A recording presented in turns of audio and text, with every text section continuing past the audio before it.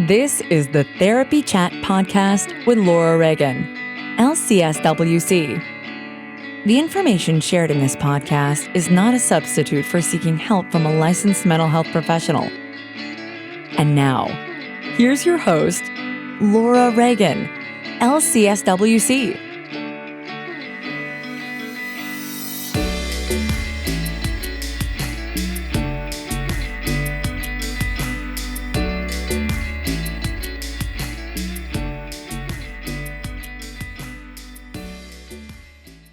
Hi, welcome back to Therapy Chat. I'm your host, Laura Reagan, and today I'm so happy to be here with Essie Nealy. Essie, thank you so much for coming back to Therapy Chat today. Thank you for having me again. You're welcome. And everyone's like, what? I don't remember Essie Nealy being on Therapy Chat. That's because we had a glitch in the recording and we had to scrap it and couldn't use it. So we're starting over. And I'm really grateful to you for sharing your time with me that day and for coming back again, because we've got an important topic to talk about, something that a lot of people deal with and don't always recognize in themselves, which is religious trauma. Yeah. So before we get into talking about it, though, let's start off by you just letting everybody know a little bit more about who you are and what you do, please. Sure. Yeah. So I'm Essie Nealy, they, she pronouns, and I am the clinical director and owner of LGBT+ Counseling Collaborative in the DMV area. My practice that I own is all trans and gay identifying therapists, and we work on bringing both lived experience with clinical experience to the therapy space for clients who identify somewhere on the LGBT+ spectrum or their family members or allies. I also specialize a lot in religious trauma work, both within the queer community and without. And I have a book coming out on religious trauma next year, spring 2026, with Bloomsbury Publishing. And so I'm just really excited to be talking more about that topic with people this year. Wonderful. Congratulations on your upcoming book. I'm really excited for you. Thank you. I'm really excited too. This is actually took me 3 years of pitching it to publishers and a lot of rejections where publishers were telling me religious trauma isn't a thing. And I was like, yes, it is. But finally, Bloomsbury, they took me up on it and they purchased it. And it's called, right now, the working title is Healing Sacred Wounds, and it'll be out next year. So that title is really nice. I hope they keep that or something close. Yeah. We're still in the editing process, so I have no idea what it'll look like when it's done. Kudos to you for writing a book. You said 3 years of pitching. Does that include the writing process, or how long did it take you to write? It took me about a year to write. I was pitching it before it was done, and then I finally finished the last bits of it April 30th of this year. So about 5 minutes before the deadline. And I emailed it. I like to wait right till the end. Me too. My deadline is when it's due, not like you're supposed to turn it in early. I don't know how to work that way. Yeah, no, I waited right up till the last minute. Well, writing a book is a huge thing. And, you know, your work, your passion for what you do comes through in everything you do. I see you out in the community, like everywhere in our DC area. You know, you're in a big way so that people can find you. And that's so beneficial. So I'm glad to help you amplify the part of your passion that is about religious trauma so that more people can find that care and help as well. Thank you. I appreciate it. It means a lot to me. Yeah. What we said we were going to talk about today is kind of a specific aspect of religious trauma regarding how people's identities of self develop within that background. So, before we get into that topic, though, can we start with, here's my little way of saying things all the time. Before we do that, can we start with you just kind of identifying how someone would know if they had experienced religious trauma or been part of a group that could have been traumatic? Sure. Well, it certainly is difficult. There isn't like a very clear, like this happened and now you have religious trauma, right? Like two people can go through the same thing and it can be traumatic for one and not for the other, right? Which we know in all kinds of other settings too. So that absolutely applies to religion as well. And I also preface before talking about religious trauma that isn't the same thing at all about being anti-religious or anti-spirituality. Talking about religious trauma is being anti-traumatic religion, not necessarily anti-religion. I work with people all the time who are working on unpacking religious trauma, but they are still within a religion and want to stay in a religion or a spirituality, or they have their own beliefs. In no way does it mean you have to like choose one or the other. You don't have to be atheist in order to unpack religious trauma or anything like that. Those journeys are very separate. I often tell people though, like in order to figure out what you believe religiously, spiritually, whatever, you often have to unpack the trauma piece, because the trauma piece is caused by humans. It's caused by people who have either oppressed people or hurt people within the name of religion. And specifically, the most common places that those can happen, religious trauma can happen, or spiritual trauma can happen, is in like high demand, high control religious settings or religions. And again, this can happen within any religion. It doesn't necessarily mean it's all religion, but it can happen within any of them. And it's basically the definition of that revolves around like any sort of faith community that requires like obedience, doesn't allow questioning or discourages questionings, whether it's of their rules or systems or leadership, expects loyalty without that questioning, discourages relationships outside of that group or outside of people who hold that shared identity, and also like continues to perpetuate a notion of like superiority in some way or othering in some way. Those are generally kind of some of the hallmark characteristics of a high demand, high control religion. And sometimes that can get really extreme and severe. And sometimes it can be a little more difficult to tease out where it is. But those tend to be the biggest hallmarks. Okay. So in any religion, say a certain pastor could kind of create the environment that is traumatic, even if the faith group doesn't typically practice that way. Absolutely. Yeah. Just like a family, I guess. Or just with like within a family, within a workplace, within any setting, really. Like, yeah. It's often like that power hierarchical structure that is the issue. Yeah. And so what would be the types of feelings that someone would have if they've experienced religious trauma? Or, you know, because I feel like it's really subtle.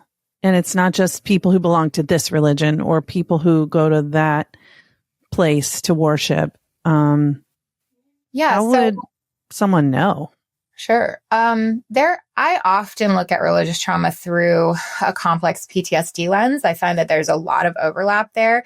But in general, religious trauma, can look like anything that is, overwhelming or disruptive, and has like lasting adverse effects on somebody, whether it's physical, mental, social, emotional, or spiritual well-being. So any sort of like adverse experience, relationship, setting, event that causes that lasting harm in some functioning in that person's life, that usually is what would look like religious trauma.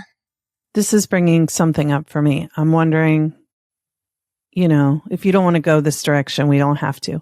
But how does the development of self within the traumatic religious environment play out? I mean, I know we wanted to talk about that. There was something else that came up. I'll sprinkle it in if it fits. Sure. Well, like I said, in a high demand, high control religion, there is a lot of othering, right? There is a lot of sectioning off that group or community from outside community. And what that can look like is the concept of denying your individuality, your autonomy, your identity at all to take on the identity of the larger group or the mission or the cause or the religion. So, a lot of clients with like evangelical backgrounds have heard the concept of, deny oneself, right? Deny yourself and take up his cross and follow me, right? And those concepts of like who you are does not matter, right? The bigger picture matters. The person higher power, the figurehead, whatever of the religion is what matters. And that's where your focus is, right? It's not about like what you do on earth. It's about what you're doing in heaven after, right? And all of those concepts, while can have positive benefits for some people in some ways, also can tell people like that who you are as an individual is not only irrelevant, but it is selfish or sinful or hurtful to the mission and to the religion and to your spirituality to focus on yourself, to figure out who you are on your own, right? That the more you focus on yourself, the further you get away from God. And those messages really make people put that individuation journey that most people have to go on at some point to the side, for either forever or until it comes like seeps out in unhealthy ways. And that can be really, really difficult for people to deal with. Okay. So here, when you say, the hierarchy with obedience is expected, obedience and loyalty, and then abandon who you are or don't pay any attention to who you are or anything within yourself that comes up that feels outside of what you've been told you're supposed to be doing. Am I picking this up right? Yeah. I mean, the whole hierarchy of how it's often preached is God comes first, others come second, you come last. Always, right? God comes first, then your service to others, how you take care of people around you, it comes second. You and your needs are last, always. Or if you think of like the umbrella of authority or protection, right? The concept of God, husband, and then wife, right? Like that continued concept of you come last. It doesn't promote individuation. It doesn't promote that search for identity and who you are, whether within a church or without a church. Or it just doesn't allow for you to have any sort of separation between who you are and what the mission is or the setting is that you grew up around. Okay. So, and forgive my questions, but I just don't have a lot of experience inside of this environment. So with what you just shared about that patriarchal, heteronormative, God first, husband, then wife, is it also for the male partner in that construct? Is it God, wife, husband? No, definitely not. No. Husband always comes before wife. For sure. Right. And it's then the husband's job to protect the wife and then the children. Right. It's his spiritual duty. So it's often not seen as a hierarchy, right? Because each one is considered to serve the one above. Right. So the children serve up to the parents, the mother serves the father serves the God. Right. So it's seen in that type of hierarchy. Whereas it often plays out opposite, where things are being pushed downhill versus up. Can you say more about that? It's how it's actually in practice. It's really not the way that it's being taught. So it's being taught through the lens of service, right? Like you serve that figurehead above you kind of thing. Whereas it actually in practice in high demand, high control settings can instead look like oppression from the level down, right? And continuing down and each level getting further and further oppressed the more down that hierarchy you go. So that is where it can often then get skewed because the idea of serving others is wonderful, but when you add in the oppressive element, that is no longer wonderful. It's weird in my brain, and I don't know if people who are listening will have the same experience, but there's so much, systems thinking that I'm having here because, this is also sort of need I say, this is the way that certain things are being portrayed out in the world as how we should do things, for example, in a country. And then, the way it's actually being implemented is more in the oppressive realm that you just shared. Yeah. But I think that happens in families, any system, right? Any group. It can be people abuse the power when they're at the top. Absolutely. Yeah. It's incredibly easy for humans to get into that, to do that. And I think that that's also where people don't relate to it as much because it's harder to put names on that or it sounds more extreme. Like when we were talking earlier, you mentioned when people hear of a cult, they think of something really extreme. They think of like something out in the middle of nowhere. And it's not often like that. Like occasionally you do get things like that, which are the more extreme. But like, you know, my personal story, which I'm pretty open about, is that I was raised in a cult here in Virginia, like Southern Virginia, outside of the Blacksburg area. Most people would not have expected that. You know, my father at the time worked at Virginia Tech. Like there was a lot of like, we were out in the community in other ways, but, you know, he was out in the community. He was allowed to do that. My mother was not allowed to be outside of the home, right? I wasn't allowed to wear pants as a female identifying child at the time. I wasn't allowed to cut my hair. You know, we were homeschooled. All of the media that we didn't have TV or access to outside media. We had worship music, we had Bibles, we had Christian-based books that we were allowed to read, Christian-based curriculums.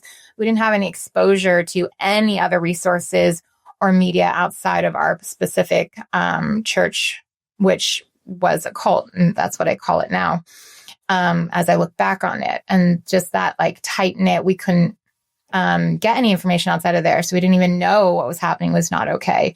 And the abuses that were happening to myself and other people within that community. And it took a very long time for me to come out of that. The only reason my family left that church is that there was, you know, as what always happens is narcissistic leadership, there's infighting and the whole thing broke up.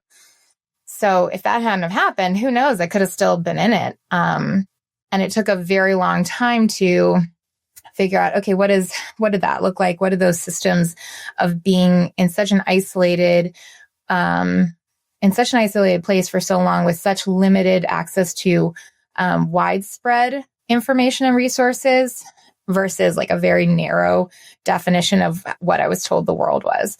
And that took a ton of work for self-identity and figuring out who I am outside of that. And really it's only, you know, I'm 35 now, but it's really only been in my 30s that I feel like I know who I am now. But it took me for all of my teens to mess everything up and then all of my 20s to put it all back together again.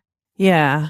Wow. Thank you for sharing that. I wasn't aware of that part of your story. So that's really, and I'm from Virginia. I mean, I live in Maryland now, so it's not like Virginia's that far away, but Blacksburg, Virginia Tech, that's all like familiar stuff to me. So, you know, I have a friend growing up who was in a cult too, and one of her parents was the leader.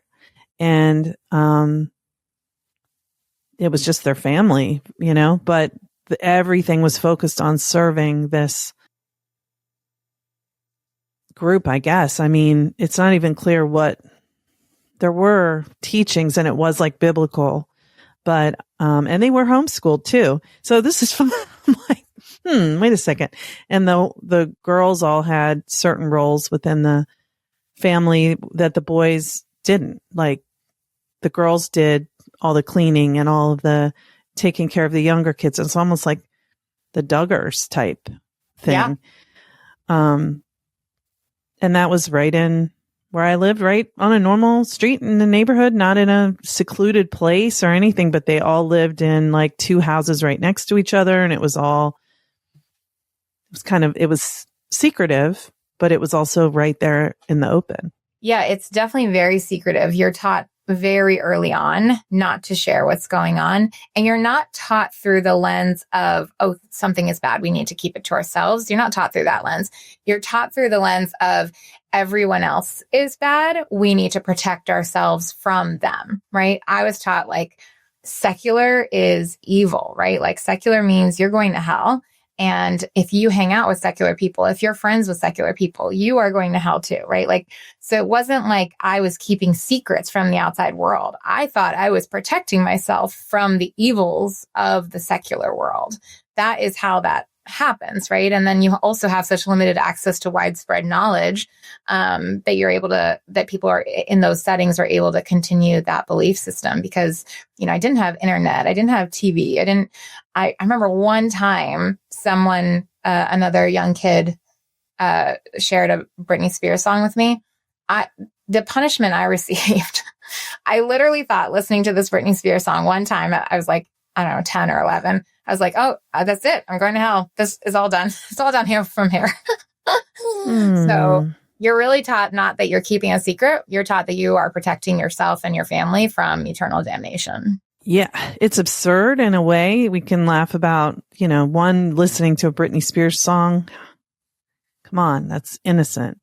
But at the same time, well, right. Innocent, but, Britney Spears wasn't exactly being treated as she should have as a child either.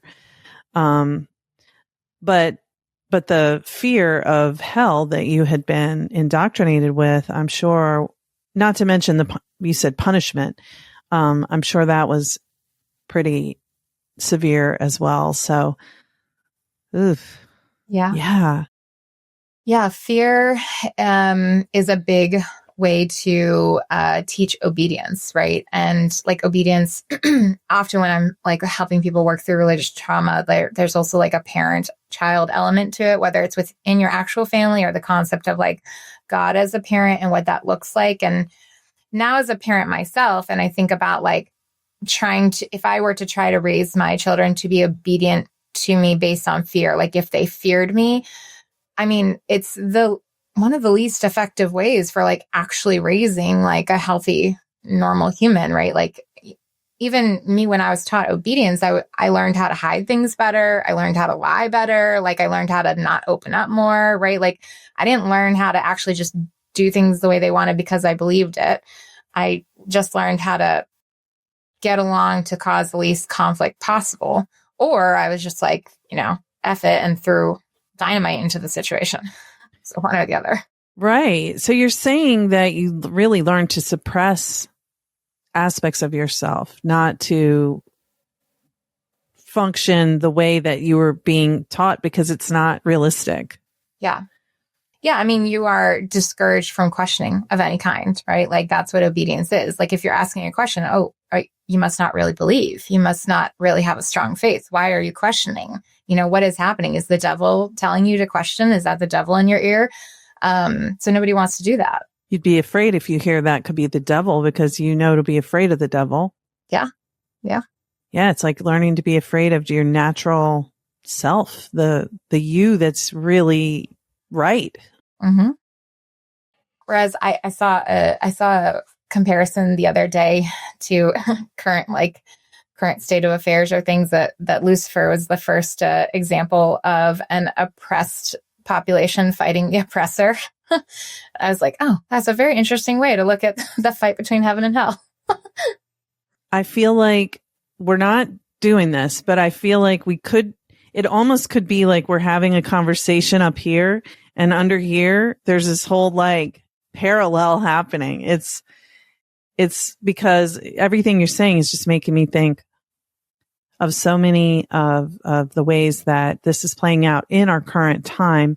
Yeah. Everything from like the book 1984 and, Thought Police and all of those ideas and book burning and all of that is about keep people ignorant of information that doesn't fit the narrative that we are trying to push, and they will begin to just believe the narrative that we are trying to push. And if you eventually, as we know over history, like the Crusades, if we just wipe out everyone who has a different narrative, the genocide of the Native Americans, et cetera, et cetera, et cetera, all the ways that we keep trying to do this as a dominant culture. But people still keep rising because, humanity is irrepressible and we want to be in the light and the real light, I tell people all the time, like it doesn't matter like how difficult things are right now. Like history has always leaned towards the side of justice. Eventually, it's just we're not there today, and that's hard. But it does lean that way. And historically, if you look back at the world, it always has. I agree. And Martin Luther King said that too. The arc of the moral universe is long. Yeah. Long, people. It's long. Absolutely. But it does lean towards justice. Yeah. It's really important to think about. As at my practice, I work a lot with the queer community and trans community. And so there is a lot of overlap with trauma in religious settings, particularly around identity of self. because there is nothing more alienating and shame creating to know who you are, usually at a young age, that you maybe know you're gay or maybe know you're not supposed to be in the body that you were given for whatever reason, and then be told that those things are evil, that those identities that you know you hold or you fear you might hold are evil, and you have to deny that, right? And then you're also taught denial as a positive thing going forward, right? You're taught to fast. You're taught to go through Lent. You're taught to go through these actionable experiences in which you deny your body something. And then you try to maybe experiment or say, maybe I am attracted to the same sex. Maybe I wasn't meant to be the gender I was assigned at birth. And then you're told like that is wrong or evil. That identity that you hold is, you're not allowed to. It's a shameful thing. And in the same message, you're told God doesn't make mistakes. You're supposed to be exactly who you are. And so you're like, I know this is who I am. And you're telling me who I am is evil. And God doesn't make mistakes, so God made me evil. What does that mean? Like, how do you unpack that in terms of your identity and figuring out how to then love yourself when you're told who you were created to be is evil or sinful, or you have to deny those parts of yourself to move forward or to be closer to Christ or your community or whatever, fill in the blank. It's a very impossible narrative to untangle or figure out how to live within. Yeah. I'm just thinking about, what you see about Jesus, what Jesus did isn't the same as those messages of exclusion. Yeah. It's the exact opposite, actually, right? Like, if Jesus made no mistakes and I'm a non-binary person, then I'm a non-binary person, and you just have to accept that. This is the way I am because that's the way I was made, and it's right. Yeah. The first time I was told that I was a lesbian, I was 6, and it was in the cult. And it was the leader screaming at my father that if my father wasn't a stronger Christian believer, man, father, husband, I was going to become a lesbian, because somehow at 6, I was already showing lesbian tendencies. I think it just meant I was a tomboy. I don't know. And I just remember being who you are, just following what felt right for you. Yeah. And I just remember being terrified. I was like, oh my gosh, what does that mean? That sounds like a terrible thing. Now it's a great thing. I love it. It's really wonderful. But at the time it sounded terrible. And it meant that I was also then in the closet for the next 20 years after that. I came in and out of the closet in high school, again in college, again after my first marriage. Like it was very, very difficult to like fully embrace and accept myself. And I've only been really living as my very true self for the last 2 years. That is an experience that I've heard from many other people as well, that, it's a process of really discovering who one is, especially when there are so many powerful forces trying to prevent you from accepting that about yourself. And I'm sure people can relate to that now with all the fear that's out there about LGBTQ plus identities. And as we're speaking about identity, and you're bringing in gender and sexual identity, but really we are also talking beyond that about just development of your identity of self, who you are. So I wanted to pinpoint when you said the emphasis on obedience, and then you talked about, or you mentioned the importance of individuation, which is a normal developmental process. But can you talk about that for those who are listening, might not be familiar with that phrase or that concept? Sure. The concept of individuation is when any person, usually like it starts in adolescence, and then hopefully you figured it out kind of by your 20s, but everyone is continuing to then figure it out still for the rest of their life at some point. But it's the concept of like, who am I separate to my family, or who I grew up around, or the setting I grew up in? Like, who am I actually? And we often see that with like adolescents rebelling because, right, they're like, I want to do something different. I want to figure out who I am. I want to try on all these different hats and see what fits for me specifically. Or we see it where, kids go to college and they aren't as communicative with their parents or their siblings, and everyone kind of gets a little distance for a few years, and then mid-20s they come back and they've figured it out, and then they can hopefully reestablish those relationships a little bit stronger.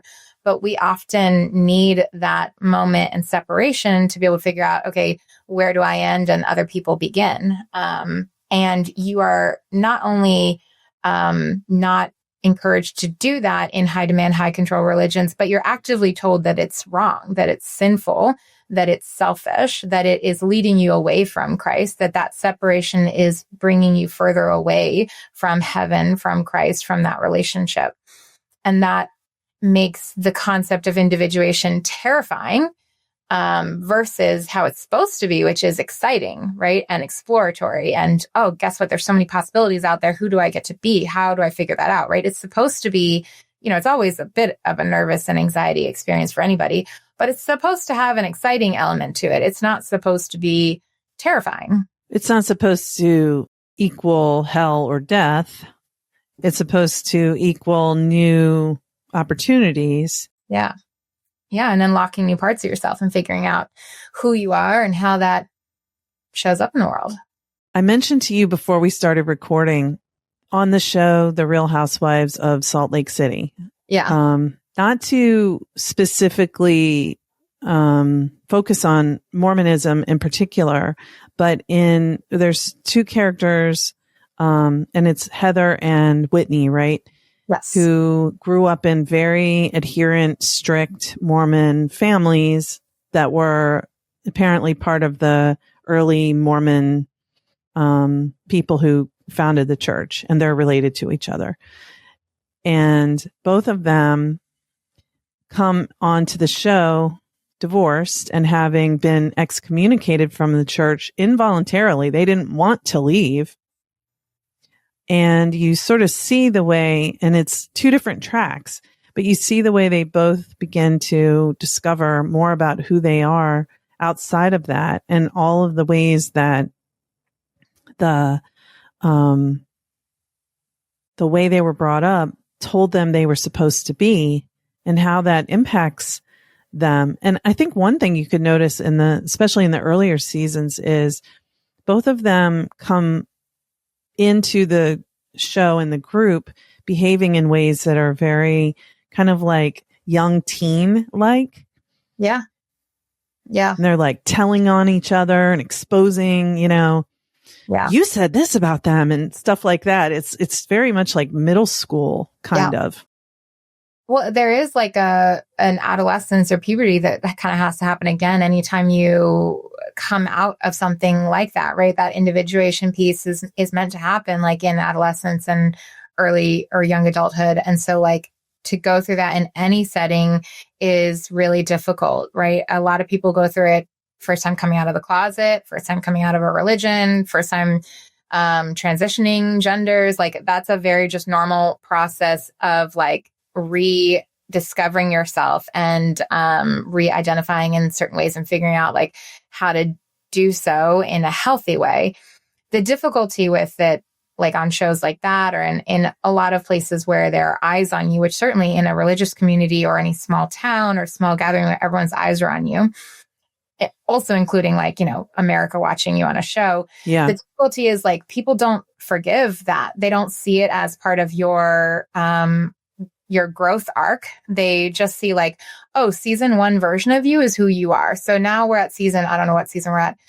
And you've grown and you're this more mature person who's more grounded in your identity and who you are. And people are like, that's fake. I remember when you were acting like this. And it's like, who wants to be held, like have their teenage version of themselves held over them all this time?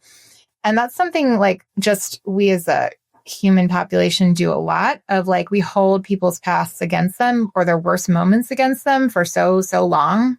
That is so true. Yeah. And there's just no like opportunity for redemption or for meeting a person where they're at in a new place, right? Like my entire family, when we left the religion and, the things that happened to me in that religion made me a very angry child and teenager, and worse versions of myself. I didn't have a therapist. I didn't have anyone helping me, and I had family actively doing the opposite.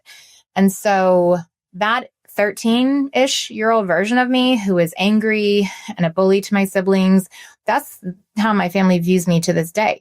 They haven't known me for 20 years, but if I were to call one of them up today, not only would they not answer my call, but they would just picture me as that 13-year-old version, right? None of them have ever done any therapy or work on themselves since, and they have never allowed themselves to get to know who I am today, or to even consider that maybe I'm not 13 years old anymore. I'm so sorry that you've had that experience. Yeah, it's definitely not great. It's still like a pain point for me for sure, but it's also, I think of it more as a pain point for them, right? Of like, I feel so blessed that I've given myself the space and time and freedom and autonomy to pursue healing and to then put myself in a place where I can provide that to others. And I think of like what life would be like if I continued to live in that shut down place of like my identity of self wasn't allowed to be explored, would be just incredibly difficult. Like when I did eventually come out really publicly to my family as a lesbian, that was, the end. Like they're no longer, I'm no longer welcome around. They're praying for me though. They're praying for my soul. So that's great. But yeah, I'm no longer welcome around. And I think to like the difference of like, well, would I rather still be in those systems pushing down my identity and who I am and not living my life the way I want to be? Or would I be okay with, I had to give up a lot, right? And I had to decide that was worth it to be where I am at now. And without a doubt, looking back, it's absolutely worth it, and was so worth it to me to be where I am now, where I feel so lucky and happy and fulfilled, but it was not without loss.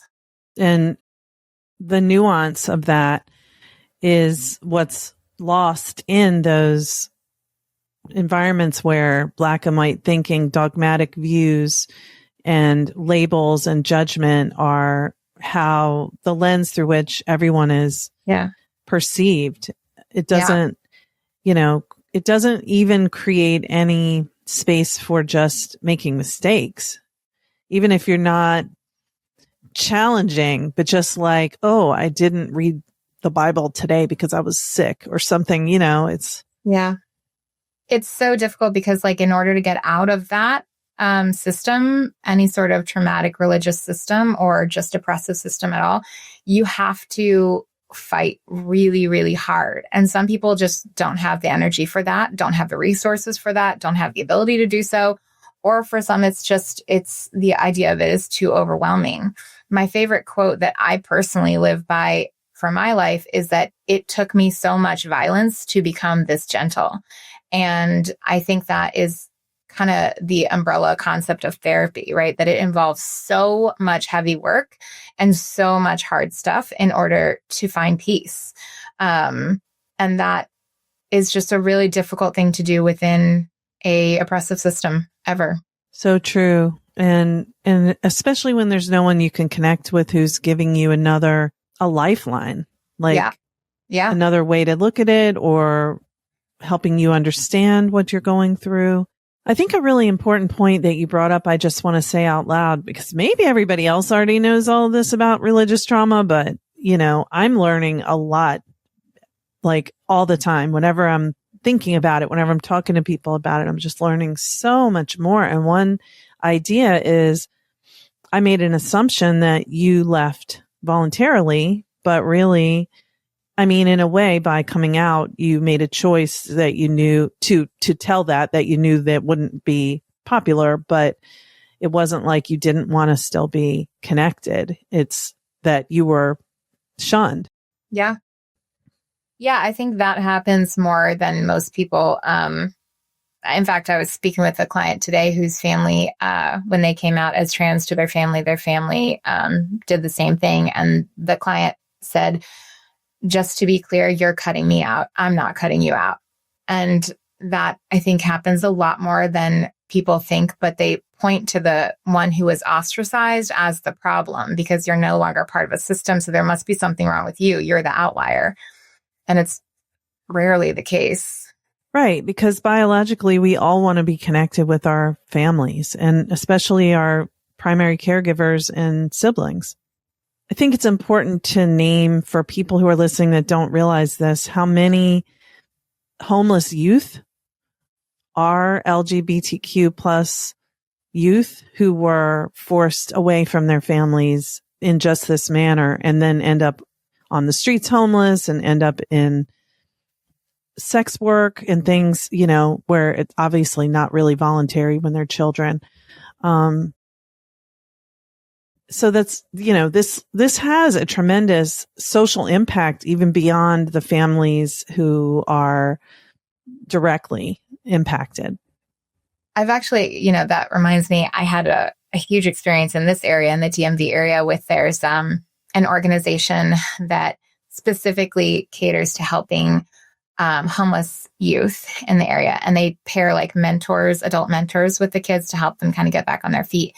And I went through their mentor program and I got to the end and I mentioned in it, oh yeah, I'm a lesbian. And I was denied, like I wasn't allowed to then be a mentor to these kids here in this Arlington area. And I didn't realize it was a Christian-based organization and that a lot of the resources that homeless youth have are either nothing, each other, or some sort of Christian-based or some sort of religious-based group. And while sometimes that can be helpful, it also usually means that child, that youth has to decide between shelter, food, resources, and being themselves and who they are. And it just continues the cycle of so much difficulty of like being able to accept your identity and self. Like if you don't have the resources to take care of yourself, then you don't have the privilege of getting to discover yourself. Somebody else has that privilege over you. That is just like really sad. And I'm sorry that, again, for those youth who could have used your support, I'm really sorry that you didn't get to be part of it. But on the other hand, why would you want to be part of an organization that would be like that? But, you know, that's the whole tension of everything we're talking about. It's like you wouldn't want to be part of something that's so oppressive and abusive and traumatizing. And yet those kids need those resources. Right. And churches are wealthy. Churches are wealthy. They have the ability to help. If only they would do so without strings attached. Yeah. And some do. And some do. Yes.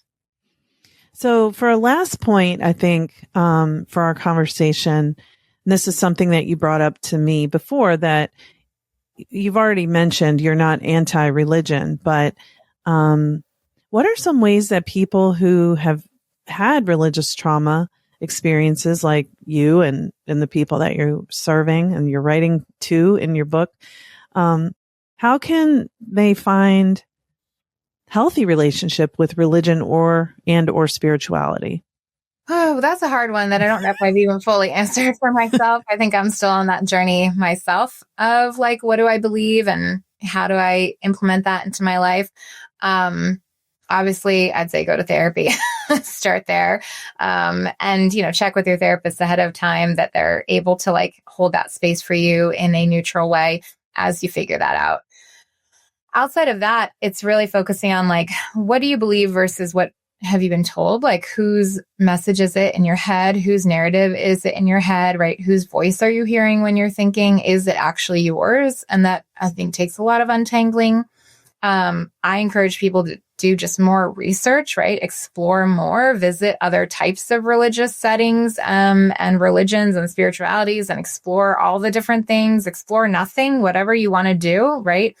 But really learn how to listen to your gut of like, learning how to build that muscle of being able to tell the difference between what's uncomfortable versus what's unsafe, and allowing yourself to be uncomfortable a lot, but not allowing yourself to be unsafe.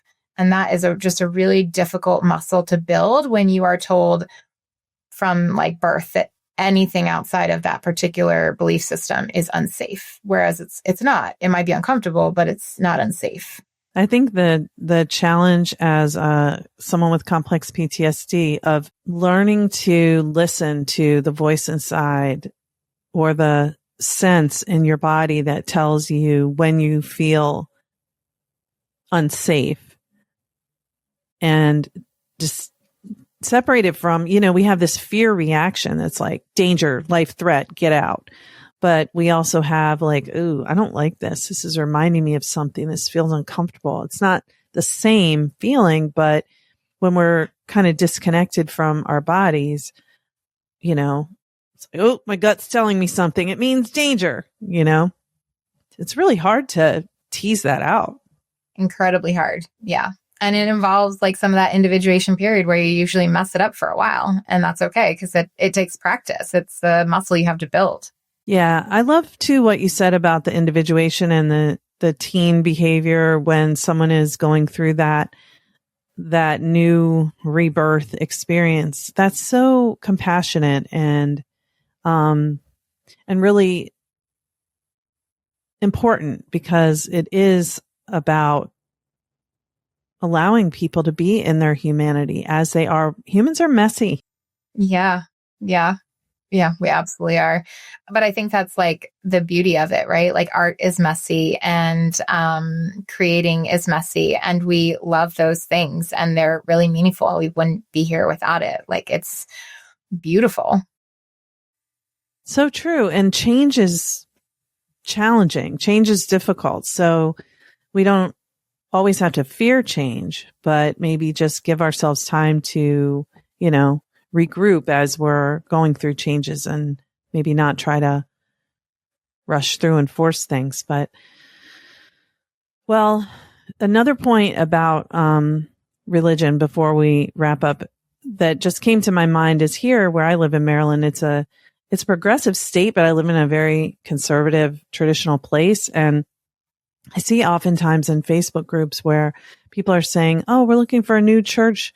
We're new to the area. Where's a church that will be welcoming and accepting to me and my partner? We're lesbians or, whatever their identity might be. And people will say, oh, go to this church, go to that church, go to this church, go to that church, go to this church. And then other people will say, I left that church because they required me to sign something saying that I would not associate with anyone who was LGBTQ plus. And it's like, again, for people like me who didn't grow up like this, it's like, what? So it happens. Yeah. It happens a lot. Like even, I spent most of my 20s up until like 2-ish years ago at a church here in the DC area that I thought was very compassionate and very open. And I would have said was open to the queer community, even though they never said it, right? But them never saying it should have been the sign to me. And so they were fine with me identifying like as bisexual while I was in a straight passing marriage with a man, because they didn't have to confront it. They didn't have to see it. The moment that I was like, no, I'm actually not bi, like I'm a lesbian, they had to confront it. They had to see it. And the moment I held them accountable in that way, they shut me out and I was no longer welcome at that church. And it's a very progressive church in the area where gay people still go to that church and have no idea that they're not welcome. And it just took me about 10 years in that church to get up to the leadership level to be like, oh, wait, yeah, okay, it is all white men up here. 10 years? Yeah. Yeah. So, I just want to point out, like, that's deceptive. Yep. And, I'm going to say this because I'm mad now, but it's like your money was fine, but you being who you really are wasn't. That's effed up. And also, I think that when people have been really surrounded by these ways of thinking and they don't know that there are more ways. Yep. They're like, oh yeah, we accept everyone. How can you think that you accept everyone when your members are signing things saying that they won't talk to or whatever, accept people who are different? I don't care what the difference is. why would the church ask you to do that other than, Sure. Well, why would a church in any ways be like, oh, everyone is welcome here, but like, yeah, you can't be in leadership, or you're a woman, so you can't be a leader, or you're gay, so you can't be a leader, or we just don't want you to talk about it, or can't you just like not do that here kind of thing, And it's like, that's actually not what acceptance is at all. No, not at all. And therapists who are listening to this, if you think that you are, I can work with anyone, I can work with LGBTQ people. I mean, I don't approve of it, but that they can do whatever they want. It's like, no, that ain't it. No, absolutely not. Yeah. I say it is not enough to be queer affirming, right? Like that should be a baseline. Like we're straight affirming every day. Queer affirming should be a baseline. We need to be more than that. We need to be queer celebratory. We need to be celebrating people's identities in those ways and how it impacts them and helping them to celebrate it as well. It's not something we should ever tolerate. Oh, yes, exactly. Yeah. Okay. Well, this is a lot of good information for people who are listening who have someone in their family that this would impact, like, someone who's LGBTQ plus or any other identity that you're saying, well, they're biracial, but we just act like they're white, like all the ways that we try to promote heteronormative, patriarchal whiteness and everything else is less. We all need to be examining that at all times. And because we need a more loving, diverse world. That's our way forward, Yeah. Biology is diverse. Nature is diverse. It's how we move forward. If it wasn't, everything would end.